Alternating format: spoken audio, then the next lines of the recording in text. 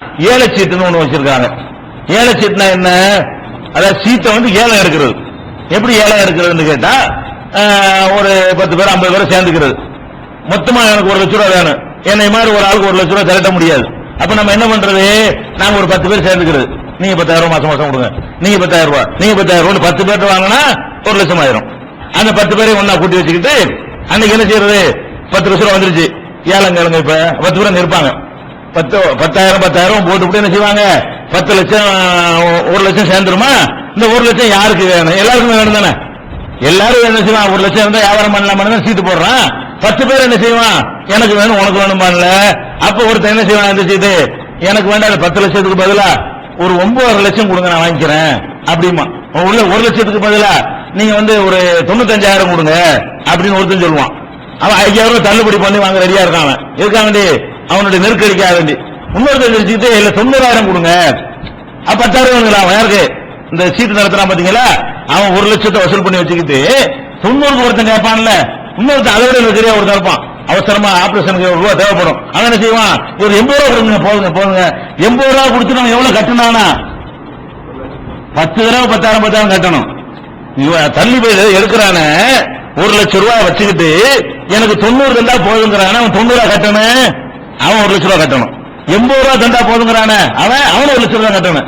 50 ரூபாய்க்கு வாங்குவான். சில நெருக்கடியில் உள்ளவன் போட்டி வந்து ரொம்ப அவசரமான ஒரு தேவையா இருந்தா என்ன செய்வான்? 1 லட்சம் ரூபாய்க்கு சீட்டை போட்டுவிட்டு அந்த ஏலம் எடுக்கிற சீட்டை, அந்த ஏல சீட்ல என்ன பண்ணுவான்? ஒரு 50,000 ரூபாய் எனக்கு கொடுங்க போதுமா. அதுக்குள்ள யாரும் வரலையா? இந்த 50,000 வச்சுக்க, மீதி 50,000 என்ன தெரியுமா? மீதி 50,000 அதை வந்து என்ன செய்வாங்க? ஒவ்வொரு பங்கு எடுத்துருவா. யாரு? அந்த சீட்டு நடத்தக்கூடிய ஒரு ஆள் என்ன செய்வாரு? அவர் ஒரு 10% 10,000 ரூபாய் எடுத்துக்குவாரு. மீதி 40,000 ரூபாய் இருக்கா? இந்த 40,000 ரூபாய இவங்களுக்கு பங்கு வச்சு கொடுக்குறது. யாருக்கு? அந்த 10 பேர்ல மைனஸ் 9 பேர், 10 பேர்ல ஒருத்தர் ரூபாய் வாங்கிட்டாங்க, மீதி 9 பேர் இருக்காங்கல்ல, அவங்களுக்கு லாபம் இது. அந்த மாசம் என்ன செய்யறது?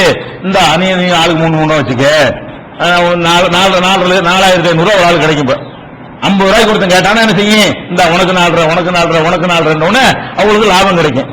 அவன் 50,000 ரூபாய் கொடுத்து தலையில கொண்டு போட்டு உட்காந்துருப்பானுங்களா? அடுத்த மாசம் என்ன செய்யணும்? ஏன் எடுப்பான்ல, அடுத்த மாசம் என்ன எடுக்கணும்? அவன் இருக்க இயலாது. அவன் எடுத்துட்டானே, அவனுடைய பங்கு வராது. அடுத்த மாசம் 1 லட்சம் ரூபாய் வச்சிருக்கும் பொழுது ஏலத்தில் 9 பேர் தான் இருப்பாங்க. இப்ப 10 பேர் இருக்க மாட்டாங்க. அவன் கட்டிக்கிட்டு இருக்க வேண்டியதான்.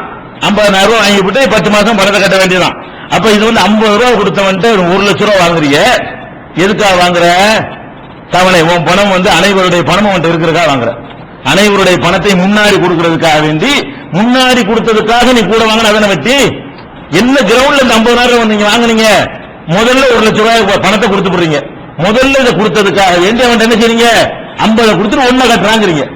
அடுத்து 9 பேர் வருமானம் என்னவாங்க? 70 ரூபாய் கேட்பாங்கன்னு வைங்களேன். இவன் 95, அவன் 90, அவன் 80, 70 கேட்டானா 70 கேட்டவன் யார் குறைச்சிக்கிறான் அவனுக்கு கொடுத்துருவாங்க. 70 கேட்டா இப்ப 30 ரூபாய் அவன் வருமா? இந்த 30 ரூபாயை பங்கு வச்சு இப்படி கொடுக்குறது. இப்படியே கொடுத்துட்டு இந்த லாஸ்டா உள்ளவருக்கான அவனுக்கு இப்படி தொகை லட்டு மாதிரி கிடைச்சிரு. இந்த மாசம் வர வட்டியும் கிடைச்சிட்டு இருக்கு. இந்த வட்டியில பங்கு அவனுக்கு. அவனும் வட்டி வாங்குறான். வட்டியில சேர்ந்தவனையெல்லாம் கூட்டாளி வைக்கிறான். அவனு வட்டி வாங்குறாங்க. உங்களுக்கு இந்த கர்சா இருந்த பேரு கசுரு என்னமோ பேரு இருக்கு. எது இந்த மாதிரி அவன் சுரண்டி வாங்குற ரூபாய்க்கு பேரு. அந்த ரூபாயை வந்து இருக்கிறவங்களுக்கு பங்கு வச்சு கொடுத்துறான். இருக்கிற 8 பேர் 7 பேருக்கு பங்கு வச்சு கொடுத்துறான். அப்ப இந்த 8 பேர் என்ன செய்யறான்? அந்த வட்டியில அவன் வந்து அவன் கூட்டாளி அவனு வட்டி வாங்குறான். இப்ப அதைத்தானே பங்கு வச்சு கொடுக்குறான். அப்ப அதுல இருந்து அவன் வாங்கும் பொழுது எல்லாமே என்ன ஆகுது? அவ்வளவு பேர் வட்டி, நடத்துறவன் வட்டி, அதுல உள்ள சேர்ந்தவன் வட்டி. இந்த முதல்ல இப்ப மாட்டினான அவன் கூட அடுத்தடுத்த மாசத்துல அந்த கசூர்ல அவனுக்கு லாபம் கிடைக்கும்.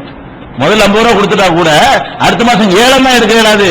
இந்த தள்ளுபடி பண்ற காசு இருக்கும்ல, மிச்சம் இருக்கும்ல, அதுல அவன் வட்டி கொடுக்குறவா வர்றா, வாங்குறவா எல்லாருமே என்ன செய்யறாங்க? வட்டி கொடுக்கக்கூடியவங்களா வர்றாங்க, வட்டி வாங்குறவங்களா வர்றாங்க. 2 ரோடு அந்த இடத்துல என்ன செய்யுது? 1 மாசம் வாங்குறவனாகவும் 1 மாசம் கொடுக்கறவனாக வந்து 2 ரோட்லயே நம்ம இழுத்து விட்டு போயிடுறாங்க. அப்ப இது நல்லா தெரியுதா இல்லையா? நீ வட்டியை கண்டுபிடிக்கிறது உள்ள வேற ஒண்ணு கிடையாது. எதுக்காக வேண்டிய அவன் 70,000 ரூபாய் நீ கொடுத்து விட்டு எப்படி நீ 1 லட்சம் வாங்கலாம்?